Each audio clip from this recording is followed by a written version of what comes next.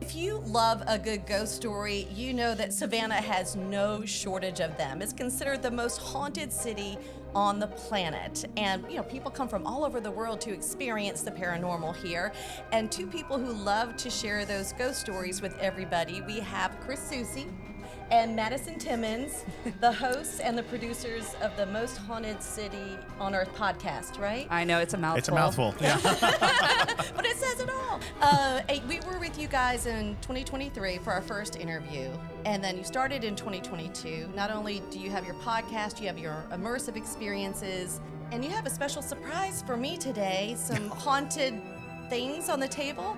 But let's start with how you guys are doing now, because you guys keep getting more and more popular. You've teamed up with the Ghost Brothers in addition to all that. So why do you think people are so fascinated with learning more about the paranormal or sharing these ghost stories? Well, I think that there will always be an interest in the paranormal because we can only sense what's directly around us, and we always want to know what's next, what's out there, what is there that we cannot see. And for as long as there are things that we cannot see, we will wonder what it is. So people will tell stories and will gather in the shadows and share these frightening encounters that they have, and basically it's to reassure each other that we're all having the same doubts, we're all having the same fears and the same experiences. I would definitely agree with that. People always like to be scared.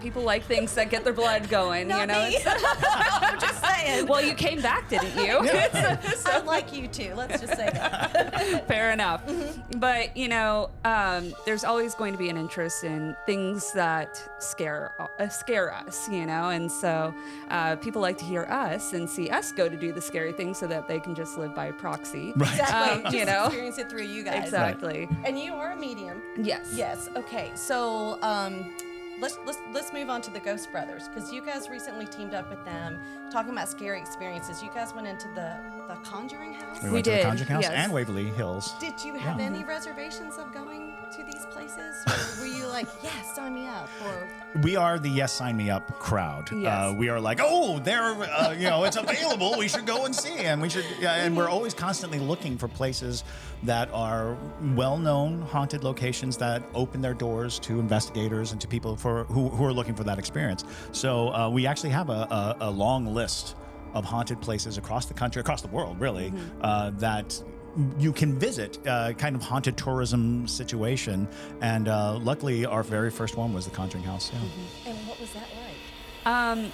Very bizarre, to be honest. It was it was definitely haunted. We had experiences that we had obviously done very thorough research before going to this place, but I got rid of the ghost there. No, I think the ghost It's got never rid of that them. easy. Yeah. Oh, okay. Yeah. And it's very different than the films, and our experiences were even different than we were anticipating, just because I would wager to say that house just attracts spirits, and we experienced some that are not as well documented, really profound encounters with entities that appear to be skinwalkers and possibly indigenous spirits and whatnot. And those are not necessarily the main ghosts that are celebrated at that property, but very fascinating. And it was also interesting to bring the Ghost Brothers with us. They bring a whole different energy to an investigation. All right, so we had to tell our viewers I had to stop for a minute because my eye was twitching and it was very red and it's a little watery. And so we're coming back. We're going to try to continue the interview. And from what you were telling me in our little break, that's kind of a normal reaction? Sure. To an abnormal situation with... I generally refer to it as the heebie-jeebie meter. Okay. Everybody has a heebie-jeebie meter. It's something that's inside that gets triggered when there's something strange or peculiar or odd going on. And one of the places that you oftentimes get interference is in your eyes, because your body is literally trying to keep you from seeing something. It's trying to keep you, if there's a spirit around and it's like, I don't want to deal with that. So it starts to water, it starts to tear, it starts to twitch. And that's kind of one of those physiological responses to having something around, when you get a tickle in your stomach or a shake in your chest, or your eyes will twitch A lot of the times it is, don't look. It's like, I'm not going to look over there. And I would like to point out that we were pointing to something over there when this all started. Well, but I'm just going to look straight ahead, and we're going to continue. We're going to do the best to continue this interview. Sure. So, okay. So we were talking about The Conjuring, and that was, you said there were different entities in there. But what was it like working with the Ghost Brothers?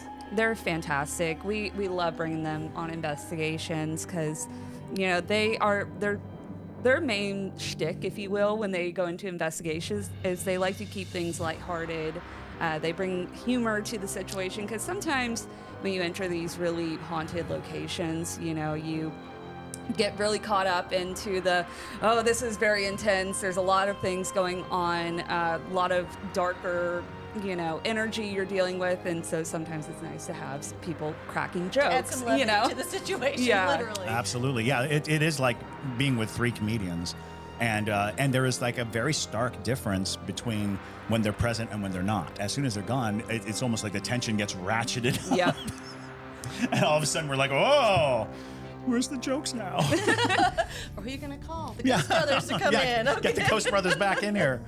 All right. So teaming up with the Ghost Brothers, and you still, I mean, the podcast, it just keeps getting more and more popular. Where's a place you guys like to go next that you want to say yes to? You want to go in and investigate? Or So we oftentimes do deep dives on various locations around the country.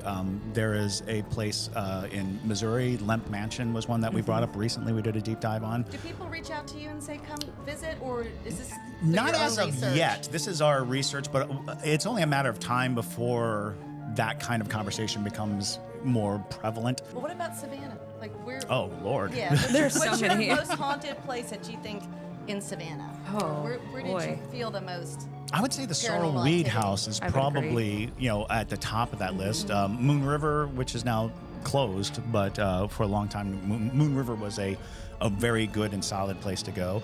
We recently did an overnight in the 1790, which was a lovely inn, and I wouldn't say it was like a high tension place, but there was a lot of activity. We had a lot of, you know, Well, I've interaction. heard about the coins being left around. Oh, right. Some Yeah. activity Yeah. in the kitchen, and of course that one room. Yes, where that's the room we stayed in. Oh, did you Yes, stay we in actually that stayed room in where that the room. jewelry gets moved? Yeah. Oh yeah. Yeah. Well, we did an investigation in there, and the spirit had asked for a dram of scotch. Right. We wanted to And drink. So we used our drink vouchers for the dram of scotch for the ghost. The ghost said we could, right? Yeah, exactly.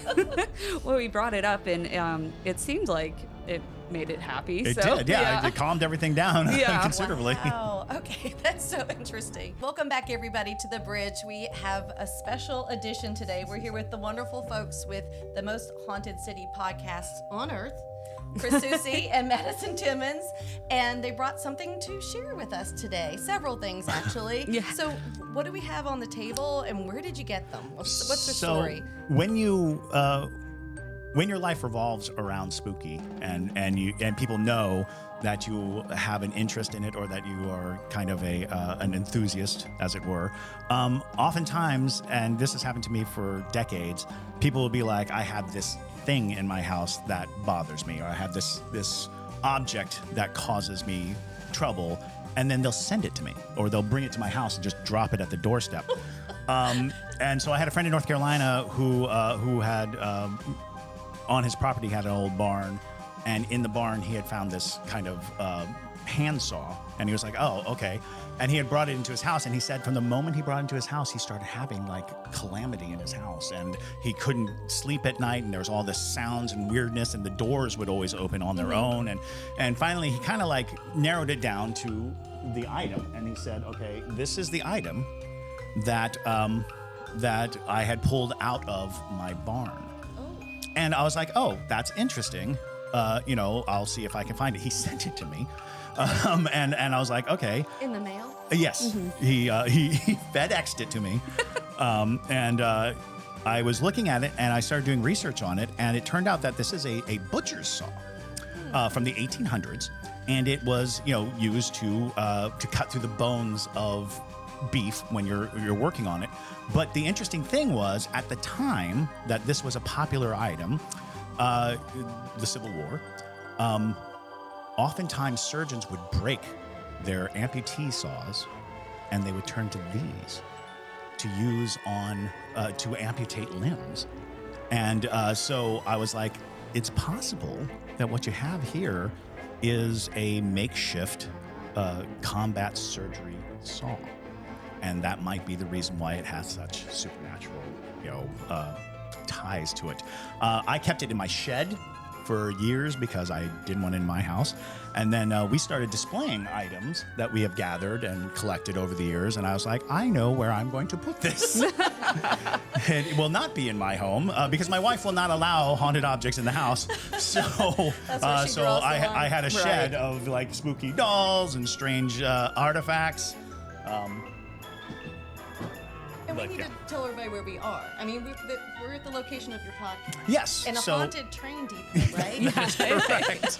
We are in a haunted train depot where the Savannah Underground presents their haunted immersive show.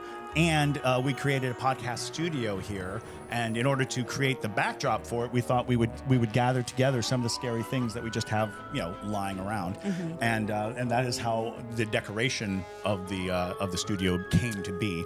And that's kind of an interesting thing because we find ourselves oftentimes like in antique stores or in places. And if you've ever been in an antique store and you walk by something and you go, ugh, at something that's on the counter, we're the people who buy it. Yes. Yeah. We're the people who are, when you ask yourself, who would buy that? Now you know who to call. Right. It's true. Well, and that's exactly how this one came to be. I was in Picker Joe's, which, by the way, Picker Joe's has lots of haunted objects in it. But this one particularly, I was in one of the booths, and I just heard this noise. Musical clown. Oh, Yeah. Yes, he is. Yep, there he is, making weird noises. Yep. So he sings on his own, and he started singing in the booth while I was there, and he was all the way at the top shelf, tucked behind a bunch of stuff, like somebody was trying to hide this guy. But he made his presence known to me, and so I was like, well, I'm taking you home. Oh. And he'll just serenade us randomly at times. Oh, and And- it's super creepy. And the oddest thing about him was that he has his feet missing, Right. and he has these tinfoil pieces that are his feet. And Chris, do you want to explain what our thought behind the that? closer we were looking at them, if you look at it, I've seen people use things like this for incense burning, where they will burn incense. And the reason why they'll use the tinfoil is because they want to burn it entirely. They want it to be gone.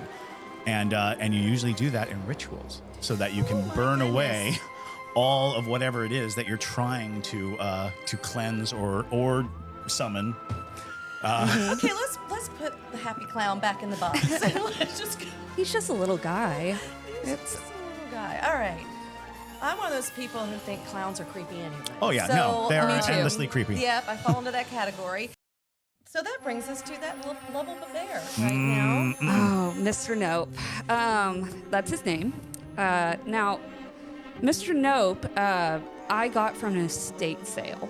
Now, first off, he was horrifying, and similarly to our clown friend, Mr. Nope was kind of hidden amongst a bunch of items, and of course, I felt his presence, and so I was like, well, let me inquire about this. So I went and talked to the people running the estate sale because I mostly wanted to know a little bit about the person who had passed.